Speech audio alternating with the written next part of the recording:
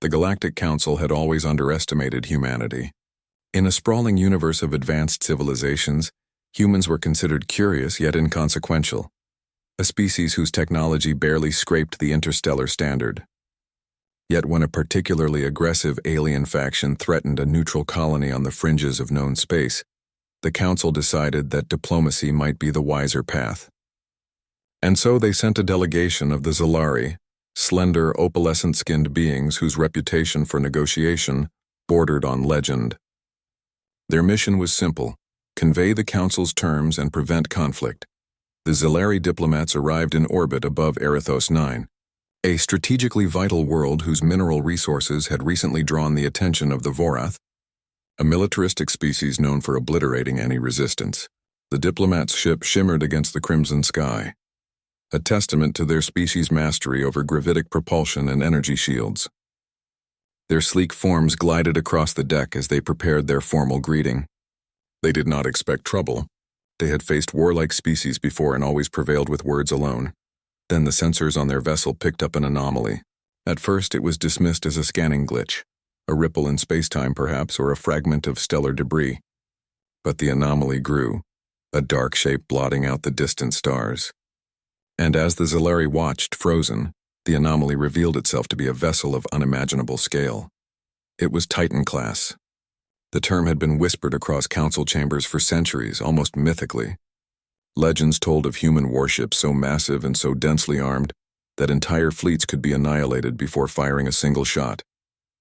The vessel that now hung in orbit above Erithos 9 eclipsed the Zalari's own ship by a factor of 10, its hull a labyrinth of reinforced alloy and energy conduits that pulsed with a quiet, ominous rhythm.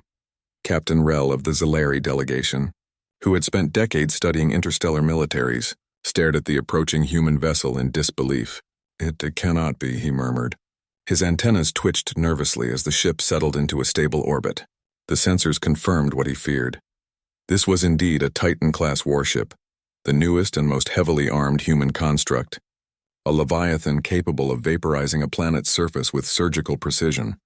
The Vorath fleet, which had been approaching Erithos 9 with calculated menace, halted in mid-space as their own sensors registered the human vessel. Their command ships emitted a series of rapid frequency pulses, a mixture of alarm and incredulity. No reports had ever suggested humans could produce a ship of this magnitude. The word Titan had long been dismissed in galactic circles as hyperbole, yet here it was, undeniable and unyielding in the void.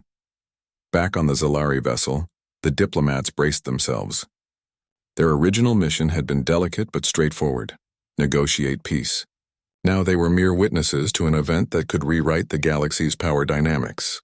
The Titan-class vessel did not fire. It did not demand compliance. Its mere presence communicated a message louder than any weapon. Humans were not to be underestimated. The Vorath commander, a hulking creature with carapaced limbs and a maw lined with serrated teeth, hesitated. Their own fleet bristled with energy weapons, but the tactical analysis displayed across their bridge indicated that even their combined firepower might not breach the human ship's hull. A single salvo could be catastrophic, but the humans did not act. They simply observed, waiting with an unsettling patience.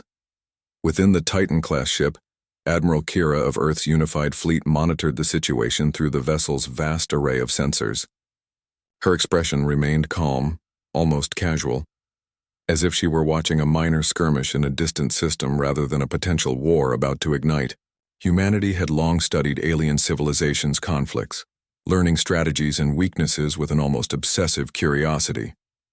And now Kira's fleet was here not just to defend, but to demonstrate that humanity had grown into a force that no one could ignore. Communications channels crackled, and the Zalari immediately relayed messages to the Vorath. They pleaded, bargained, attempted intimidation, but the Vorath hesitated. The presence of the Titan-class warship had shifted the entire calculus of power. What had once seemed like a guaranteed conquest now appeared perilously uncertain. The humans finally spoke. A single transmission, short and devoid of diplomacy, echoed across the void in perfect translation. Withdraw, or endure consequences. The words were simple, but in the context of the Titan-class vessel, they carried weight beyond measure. The Vorath faltered, exchanging uncertain signals among their commanders. For the first time, the myth of human unpredictability became terrifyingly real. They had assumed humans were like other species, reckless, emotional, and ultimately manageable. They had been wrong. Minutes stretched into an eternity. Sensors recorded tremors in the Vorath fleet as small ships attempted maneuvers, testing human reactions. Nothing happened. The Titan class remained poised, an unmovable sentinel above Erithos 9. Even the Zilari, who had studied countless species and led countless negotiations, felt the shift in the galaxy's balance of power. Humanity was no longer a footnote. It was a reckoning. Finally, the Vorath commander made the only rational choice left. Retreat. The fleet disengaged, their energy shields shimmering as they retreated into hyperspace, leaving Erithos 9 untouched. The Zilari, still trembling with awe, sent a formal message of gratitude to the humans, though none of their words could fully express the collective relief and disbelief. Admiral Kira observed the Vorath vanish from sensors and allowed herself the faintest smile. Humanity had arrived not with guns blazing or diplomatic posturing, but with presence alone. The legend of the Titan-class warship was real, and the galaxy would now have to reckon with it.